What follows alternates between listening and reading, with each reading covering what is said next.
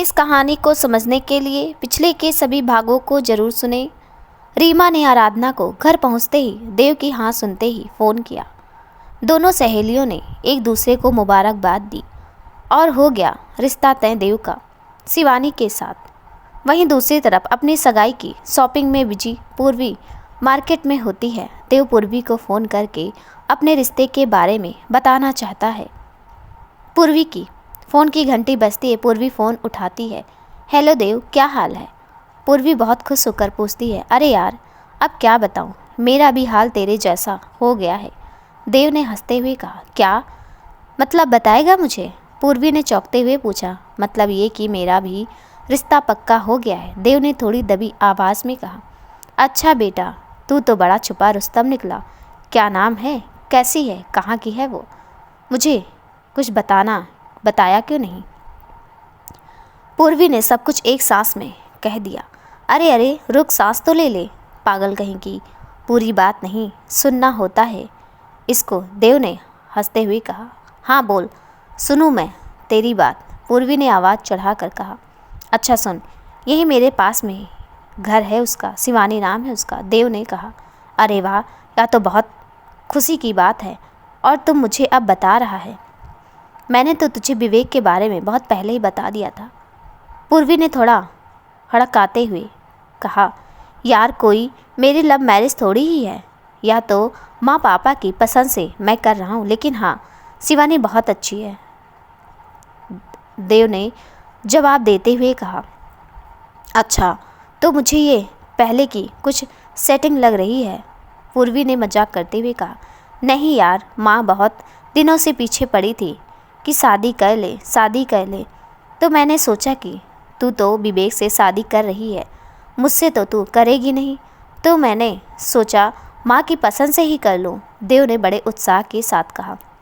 अच्छा तो तू अब भी वहीं अटका हुआ है? शिवानी को बताऊँ क्या कि तेरा होने वाला पति मुझ पर लाइन मार रहा है? कहते हुए देव और पूर्वी दोनों खिलखिलाकर हंसने लगते हैं।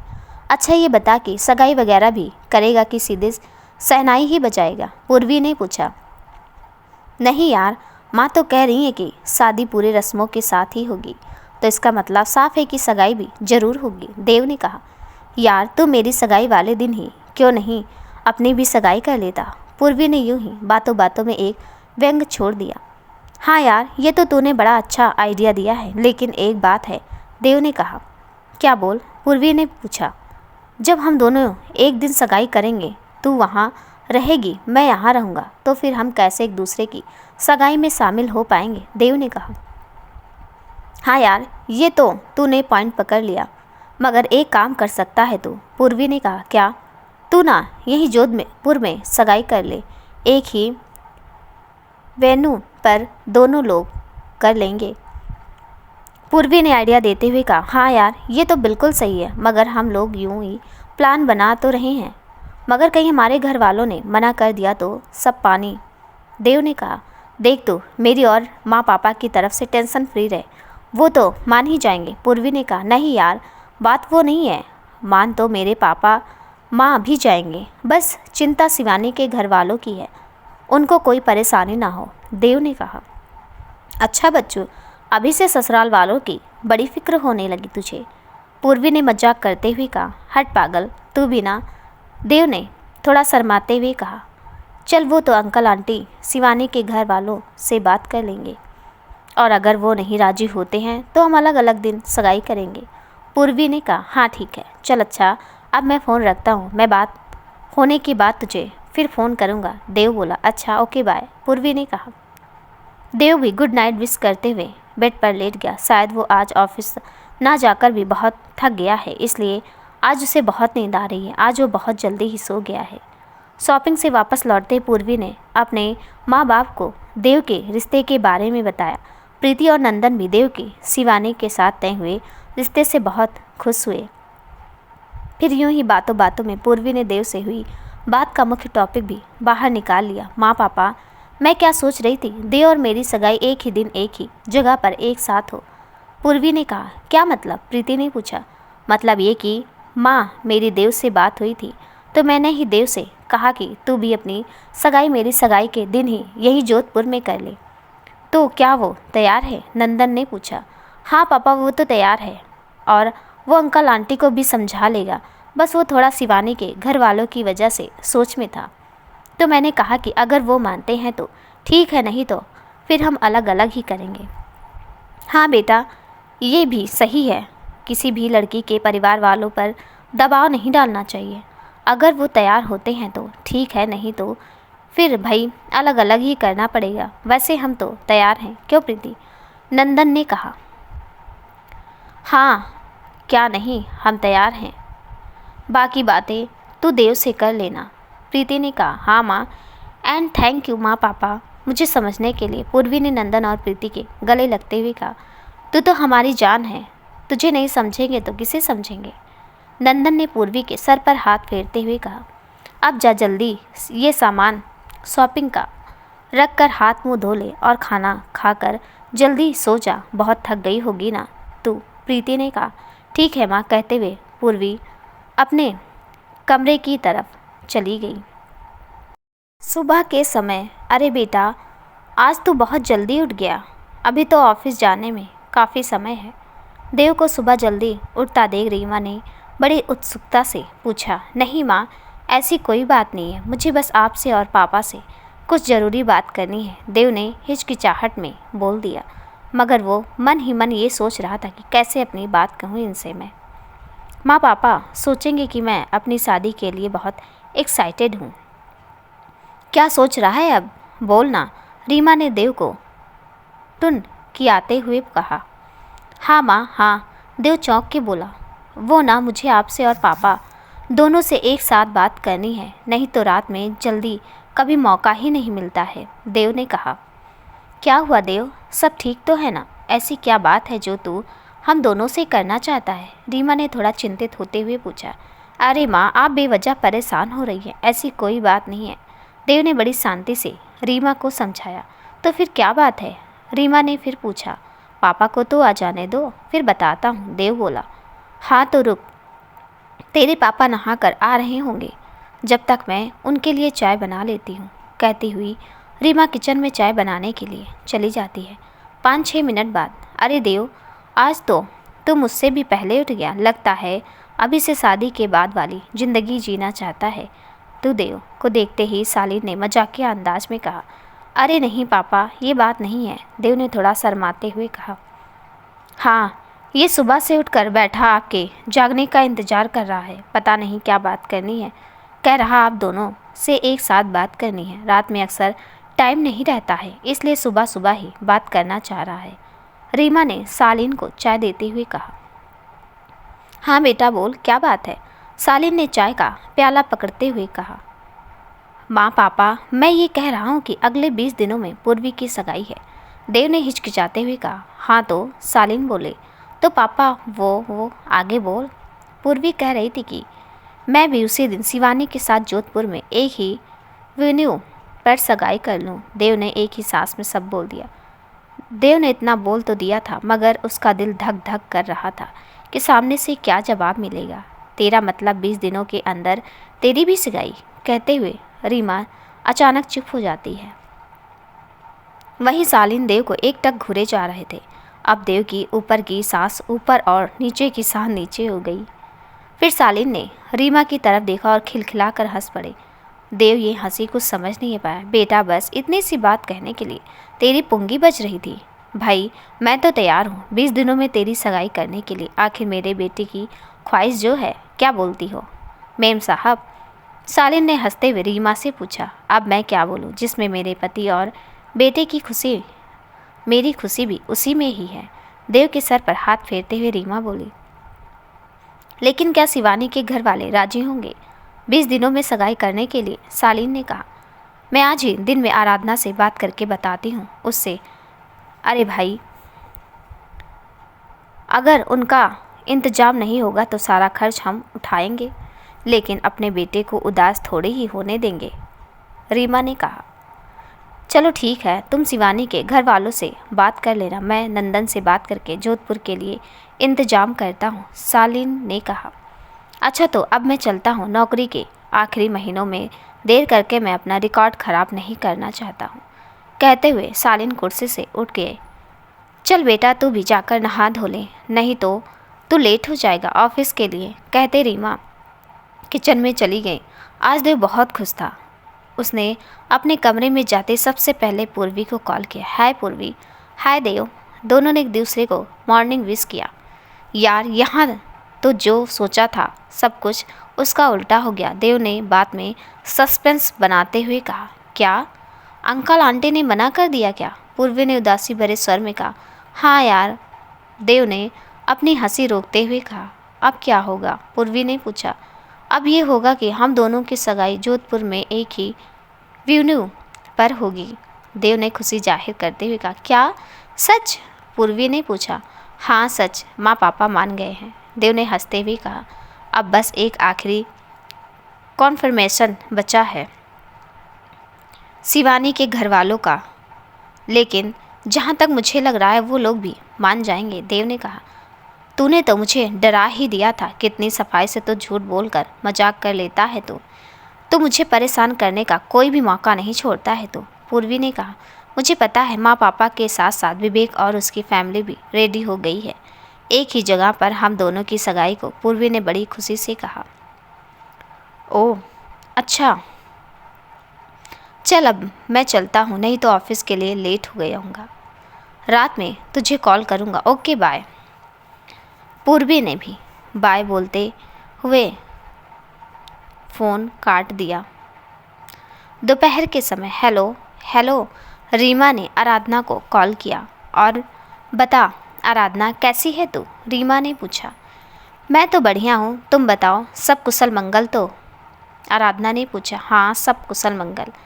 तुझसे कुछ ज़रूरी बात करनी थी, रीमा ने कहा। हाँ बोलो। वो देव की एक बचपन की दोस्त है पूर्वी, उसकी 20 दिन बाद जोधपुर में सगाई है। अब बच्चों तो बचपन से ही दोस्त हैं, तो पूर्वी ने सोचा कि क्यों न देव और शिवानी की भी सगाई उसी दिन जोधपुर में एक साथ ही हो जाए, बच्चे खुश हो जाएंगे और कोई बात नहीं है, रीमा ने कहा। 20 दिन में सगाई? आराधना ने आश्चर्य में पूछा। हाँ, रीमा बोली। क्या शिवानी के घर वाले नहीं मानेंगे? रीमा ने पूछा। नहीं ऐसी बात नहीं है, लेकिन एक बार दीदी और जीजा जी से पूछना तो पड़ेगा ही। हाँ पूछ लेना, लेकिन अगर उनका अभी कोई इंतजाम ना हो तो उनसे बोल देना कि आप लोगों को कोई टेंशन लेने की ज़रूरत नहीं है, सब कुछ हम ही मैनेज कर लेंगे, रीमा ने कहा। अरे नहीं बहन, ये क्या कर रही हो? मुझे पता है दीदी और जीजा जी मान जाएंगे, आखिर जहाँ बच्चे खुश हैं वहाँ हमारी भी खुशी है, कहते हुए आराधना हंसने लगी। हाँ वो तो है, बस बच्चों की खुशी ही अब हमारी खुशी है, रीमा ने थोड़ा हंसते हुए कहा। अच्छा रीमा, ये बता कि देव की दोस्त और उसके परिवार वाले तो तैयार हैं कि हम ही प्लान बनाए जा रहे हैं? आराधना ने पूछा। तो पूर्वी के परिवार वालों के बारे में कह रही है? उसके मंगेतर विवेक के घर वाले भी तैयार हैं, क्योंकि पूर्वी और विवेक की लव मैरिज हो रही है ना, रीमा ने कहा। हाँ तो फिर तो दीदी और जीजा जी भी मान ही जाएंगे, तो फिक्र मत, सगाई जोधपुर में ही तय तारीख को होगी, आराधना ने कहा।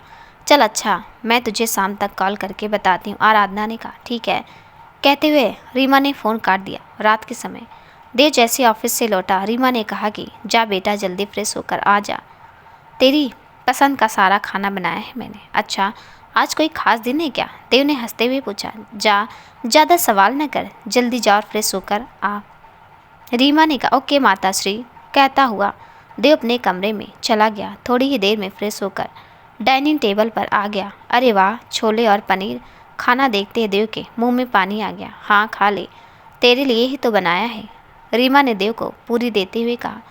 तुझे पता है आराधना मौसी का फ़ोन आया था, शिवानी के घर वाले मान गए हैं तेरी और शिवानी की सगाई जोधपुर में करने के लिए, रीमा ने कहा। सच? देव ने बड़ी उत्सुकता से पूछा, फिर यक ही चुप हो गया। हाँ सच। चल अब तू भी अपनी सगाई की तैयारियों में लग जा, रीमा ने कहा। देव आज बहुत खुश था, सब कुछ उसके और पूर्वी के प्लान के मुताबिक जो हो रहा था। देव खाना खाकर जैसे अपने कमरे में गया, उसके कुछ ही देर बाद सालिन भी आ गए। मुबारक हो जी, रीमा ने सालिन को देखते ही कहा। क्या हुआ मैडम, किस बात की मुबारकबाद, सालिन ने पूछा। अच्छा तो अब आपको याद ही नहीं है? अच्छा अब मैं समझा, शिवानी के घर वाले मान गए क्या, सालिन ने पूछा। हाँ, रीमा ने हंसते हुए जवाब दिया, वैसे मैंने भी नंदन से बात कर ली है। वो कह रहा है कि हमें कोई टेंशन लेने की ज़रूरत नहीं है। उसने पहले ही सब बंदोबस्त कर रखा है, सालिन ने कहा। चलो ये तो बहुत अच्छा हुआ। अब चलिए जल्दी कपड़े बदल कर खाना खा लीजिए, रीमा ने कहा। हाँ अभी आया, कहते हुए सालिन कपड़े बदलने चला गया। उधर देव ने फिर पूर्वी को कॉल कर दिया, ये बताने के लिए कि शिवानी का परिवार भी जोधपुर में सगाई करने के लिए तैयार हो गया है। थोड़ी देर बाद करने के बाद पूर्वी बोली कि देव एक बात बोलूं? हाँ बोलना, इतना तो तू बोलती है, तुझे कभी रोक पाया हूँ मैं? देव ने मजाक करते हुए कहा। यार सीरियस हो, मजाक नहीं कर रही, सुन तो सही। हाँ बोल, देव ने कहा। मैं क्या सोच रही थी कि मैं ना बिल्कुल अपने जैसा ही लहंगा शिवानी के लिए भी ले आऊँ। अच्छा भी लगेगा, दोनों एक जैसे ही लगेंगी और मेरी तरफ से शिवानी को पहली मुलाकात का तोहफा भी हो जाएगा, पूर्वी ने एक्साइटेड होकर कहा। हाँ यार, बात तो बिल्कुल ठीक कह रही है तो, देव ने पूर्वी की बात पर सहमति जताते हुए कहा। हाँ तो चल, तू शिवानी के लिए अपने जैसा लहंगा मंगवा ले और मैं विवेक के लिए अपने जैसा कोट सूट मंगवा लेता हूँ। मैं भी उससे पहली बार ही मिलूँगा, दोनों भाई एक जैसे ही दिखेंगे, देव ने भी एक्साइटेड होते हुए कहा। यार देव, तू हमेशा मेरे आइडियाज़ चुरा लेता है, लेकिन ठीक है, जो तू चाहे वो कर, पूर्वी ने हंसते हुए कहा। ओके बाय, तो डन, दोनों कपल एक जैसे ही दिखेंगे, देव ने कहा। ओके चल, मैं बाद में बात करती हूँ, बहुत सारा काम है, पूर्वी ने कहा। देव ने भी पूर्वी को बाय बोलकर फ़ोन कर दिया। 20 दिनों के बाद सगाई के दिन आज देव, पूर्वी, विवेक और शिवानी सभी के परिवार वाले एक ही जगह पर हैं। बहुत बातें हो रही हैं, खुशियाँ मनाई जा रही हैं। अरे ये क्या, तुम दोनों तो बिल्कुल जुड़वा बहनों की तरह दिख रही हो, लहंगे के साथ साथ ज्वेलरी और हेयर स्टाइल भी एक ही जैसे। पूर्वी और शिवांगी को देखते ही प्रीति ने कहा। अरे बहन जी, बहनें ही समझिए दोनों बच्चियों को। प्रीति की बात पर शिवांगी की माँ ने भी बोल दिया। और क्या आंटी, हम दोनों बहनें ही तो हैं, तो क्या हुआ जो मैं इसे उस देव से शादी करने दे रही हूँ, पूर्वी ने हंसते हुए कहा। हाँ माँ, और क्या, रिश्ते बनाने के लिए खून का होना जरूरी नहीं है, शिवानी ने कहा। दोनों माँ ने अपनी अपनी बेटियों की बलाएं ली। आंख में आंसू तो थे ही, क्योंकि अपनी ज़िंदगी की जमा पूंजी को विदा करने की पहली रस्म जो होने जा रही थी। उधर दोनों लड़कों ने भी लहजे में एक जैसे कपड़े पहनकर सबका ध्यान और वाहवाही भी लूट ली थी। महफिल में आए सभी लोग आज देव और पूर्वी की दोस्ती की मिसाल दे रहे थे, और देते भी क्यों ना। समाज की हर सोच से आगे जो थी उनकी दोस्ती। अब वक्त आया सगाई की रस्म करने का। पूर्वी और शिवानी, देव और विवेक सब साथ ही खड़े थे। शिवानी की बहन ने शिवानी को अंगूठी दी देव को पहनाने के लिए। देव और शिवानी ने एक दूसरे को अंगूठी पहनाई और हो गई देव और पूर्वी की सगाई। अब बारी आई विवेक और पूर्वी की। प्रीति ने जैसे ही पूर्वी को अंगूठी दी, पूर्वी चौंक गई। माँ, ये वो अंगूठी नहीं है जो मैं विवेक के लिए लाई थी। उसने तुरंत ही देव का हाथ पकड़कर उसकी अंगूठी देखा तो चौंक गई कि ये तो वही अंगूठी है जो वो विवेक के लिए लाई थी। अब क्या होगा? वहाँ मौजूद लोगों ने कहा कि अब जो हो गया सो हो गया, ऐसे सगाई में पहनाई गई अंगूठी उतार कर दूसरी पहनाना अच्छा नहीं होता। पूर्वी उदास तो हो गई थी, लेकिन वो करते भी क्या। विवेक और देव के समझाने पर उसने विवेक को अंगूठी पहना दी और पूर्वी विवेक की भी सगाई हो गई। देव के लिए लाई हुई अंगूठी पूर्वी ने विवेक को पहना दी और विवेक के लिए लाई हुई अंगूठी शिवानी ने देव को पहना दिया। सगाई के लगभग 1 महीने बाद देव और शिवानी अब एक दूसरे को अच्छी तरह जान चुके थे। उनकी पसंद नापसंद, उनकी आदतें अब दोनों एक दूसरे को समझने भी लगे थे। या यूँ कह ले कि अरेंज मैरिज में भी दोनों को लव मैरिज वाली फीलिंग्स आ रही थी, लेकिन कुदरत को तो कुछ और ही होना मंजूर था। आज सुबह के समय प्रीति के घर के फ़ोन की घंटी बजती है। प्रीति ने फ़ोन उठाया तो सामने से आवाज़ आई, नमस्ते मम्मी जी। अरे विवेक बेटा, और बताओ क्या हाल है? पूर्वी का फ़ोन नहीं लग रहा क्या? रुको मैं उसको बुलाती हूँ। प्रीति ने जैसे ही पूर्वी को आवाज़ लगाती जाती है, विवेक जल्दी से रोकते हुए बोलता, अरे अरे नहीं आंटी जी, मुझे आज पूर्वी से नहीं आपसे बात करनी है। अच्छा हाँ बोलो बेटा, क्या बात है? प्रीति ने बड़ी ही विनम्रता से कहा। आंटी वो मैं ये कह रहा हूँ कि आज ना मेरे एक दोस्त की बहन की शादी है, तो उसने मुझे और पूर्वी को एक साथ आने को कहा है। बस मैं आपसे इस बात की इजाज़त लेना चाहता हूँ कि क्या मुझे पूर्वी को आज रात अपने साथ ले जाने की अनुमति देंगी? विवेक ने थोड़ा हिचकते हुए पूछा। हाँ बेटा, क्यों नहीं, आज नहीं तो कल, आखिर पूर्वी तुम्हारी ही अमानत तो होने वाली है, इसमें पूछने की क्या बात है। लेकिन एक बात बेटा, कहते हुए प्रीति रुक गई। जी मम्मी जी बोलिए, विवेक ने कहा। बेटा वो पूर्वी ना कभी अकेली कहीं नहीं गई है, बस उसका ख्याल रखना और जल्दी रात में उसे तुम खुद ही घर तक छोड़ जाना। प्रीति ने थोड़ी चिंता जताते हुए कहा। मम्मी जी आप बिल्कुल निश्चित रहिए, पूर्वी को कुछ नहीं होगा, मैं समय पर उसे आपके पास छोड़ आऊँगा, विवेक ने प्रीति को ठाटस देते हुए कहा। अच्छा ठीक है बेटा, शाम में घर आ जाना पूर्वी को लेने, प्रीति ने कहा।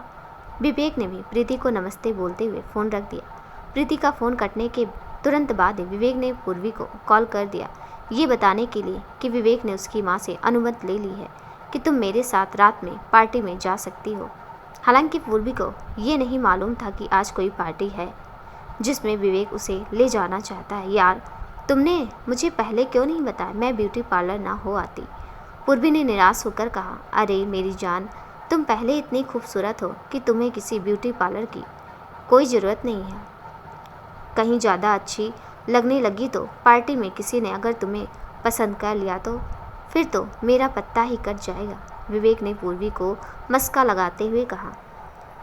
सेट आप विवेक, तुम ना मुझे ज़्यादा आसमान पर मत चढ़ाओ, एक तो बताया नहीं, ऊपर से अब झूठी तारीफ कर रहे हो, पूर्वी ने थोड़े से नाराज़गी भरे स्वर में कहा। खैर ये बताओ, तुमने मुझसे ना पूछकर माँ से क्यों पूछा कि मैं तुम्हारे साथ जाऊँ या नहीं? अगर मैं अब ना जाऊँ तो, पूर्वी ने सोचते हुए मजाक में पूछा। क्योंकि स्वीट हार्ट मुझे पता है तुम औरों के जैसे बिल्कुल भी नहीं हो। अगर मैं तुमसे पहले भी पूछता तो तुम्हारा जवाब यही होता कि पहले माँ पापा से पूछ लो फिर बताती हूँ, इसलिए मैंने सोचा क्यों मैं सीधे मम्मी जी से ही पूछ लूँ। अगर वो मान कर मना कर देंगी तो मैं तुमसे बताऊँगा ही नहीं, जिससे कि तुम उदास हो, इसलिए मैंने तुम्हें ये सरप्राइज़ दिया, विवेक ने कहा। अच्छा तो यही बात है, जनाब को इतनी फ़िक्र है मेरी, बस ऐसे ही हमेशा प्यार और फिक्र करते रहना, मुझे और कुछ नहीं चाहिए, पूर्वी ने थोड़ा इमोशनल होकर कहा। हाँ बाबा, जब तुम ही नहीं खुश रहोगी तो भला कैसे खुश रहूँगा। अच्छा मैं रात में ठीक 9 बजे आऊँगा, रेडी रहना, ओके, विवेक ने कहा। हाँ ठीक है, और सुनो, पूर्वी ने कहा, क्या? ब्लू कलर की शर्ट पहन कर आना, तुम पर बहुत सूट करता है, पूर्वी ने कहा। ओके डियर, चलो अब मैं फ़ोन रखता हूँ, bye, see you at night, Vivek ने कहा। पूर्वी ने विवेक को बाय बोलते हुए फ़ोन रख दिया। वहीं दूसरी तरफ पंडित जी, अब जितनी जल्दी का हो सके आप मुहूर्त निकाल दीजिए, मुझसे तो अब इंतज़ार नहीं होता। रीमा के घर आए पंडित जी ने रीमा ने कहा। जी रीमा जी, आप बिल्कुल निश्चित रहिए, ऐसा सटीक और कुशल मुहूर्त आपको बताता हूँ कि बच्चों का वैवाहिक जीवन एकदम बढ़िया रहेगा, पंडित जी ने शिवानी और देव की कुंडलियाँ मिलाते हुए कहा। जी पंडित जी, रीमा बोलकर सामने कुर्सी पर बैठ गई। बहन जी, सभी नक्षत्र और ग्रहों को यदि देखा जाए तो सबसे अच्छा और सबसे जल्दी विवाह का योग अगले महीने की एकादशी का बन रहा है, पंडित जी ने कुंडली देखते हुए कहा। ये तो बहुत अच्छी बात है पंडित जी, मैं ऐसा ही मुहूर्त सोच रही थी, रीमा खुशी जाहिर करते हुए बोली। इससे तो साफ हो गया था कि देव और शिवानी की शादी अगले महीने की एकादशी को है और पूर्वी और विवेक की शादी से पहले रात के समय कोई दरवाज़ा खटखटा रहा है था। प्रीति ने जैसे दरवाज़ा खोला तो सामने विवेक खड़ा था। विवेक ने प्रीति को देखते हुए उसके पैर छुए। अरे बेटा, तुम आ गए, ये लड़की अभी भी तैयार हो ही नहीं रही है, आओ तुम अंदर बैठो, मैं तुम्हारे लिए चाय बना देती हूँ, प्रीति ने विवेक को देखते हुए कहा। नहीं आंटी, मुझे चाय नहीं पीना, आप बस जल्दी से पूर्वी को बुला दीजिए वरना देर हो जाएगी। हाँ तुम आकर बैठो तो सही, कहते हुए प्रीति पूर्वी को बुलाने चली गई। पूर्वी बेटा, विवेक आ गया, तुम अभी तक तैयार नहीं हुई, जल्दी कर थोड़ा, आवाज़ लगाते हुए प्रीति पूर्वी के कमरे में गई। हाँ माँ, बस 2 मिनट और, पूर्वी ने आवाज़ लगाई। जैसे प्रीति ने पूर्वी को तैयार देखा तो कहा, नज़र ना लगे, मेरी बिटिया कैसी परी जैसी दिख रही है। अब जा जल्दी, विवेक तेरा इंतज़ार कर रहा है। हाँ माँ चलिए, कहते हुए दोनों माँ बेटी कमरे से बाहर निकल जाती हैं। विवेक भी पूर्वी को देखकर मंत्रमुग्ध हो जाता है। आज पूर्वी ने क्रीम और लाल कलर का सरारा पहना हुआ है, जिसमें पूर्वी बिल्कुल अप्सरा लग रही है। 5-6 मिनट बैठने के बाद दोनों प्रीति के पैर छूकर पार्टी के लिए निकल गए। दोस्तों, कहानी कैसी लगी कमेंट में ज़रूर बताइएगा और कहानी का अगला भाग देखने के लिए प्लीज़ चैनल को सब्सक्राइब कर दीजिएगा। साथ में बेल आइकन भी प्रेस कर दीजिएगा ताकि मेरी आने वाली हर वीडियो का नोटिफिकेशन आपको मिल जाए। तब तक के लिए नमस्कार।